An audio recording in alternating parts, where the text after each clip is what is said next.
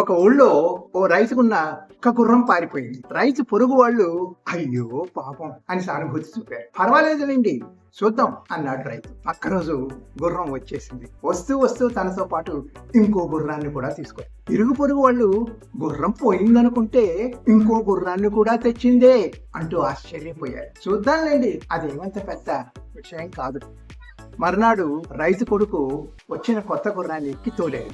అది వాడిని పడేసింది. వాడి కాలు విరిగింది. మళ్ళీ పక్కిళ్ళ వాళ్ళు అయ్యో పాపం అని సానుభూతి చూపారు. పర్వాలేదులేండి 4 రోజులు పోతే తగ్గిపోతుంది. మరుసటి రోజు అధికారులు యువకులను బలవంతంగా సైన్యంలోకి చేర్చుకోవడానికి వచ్చారు.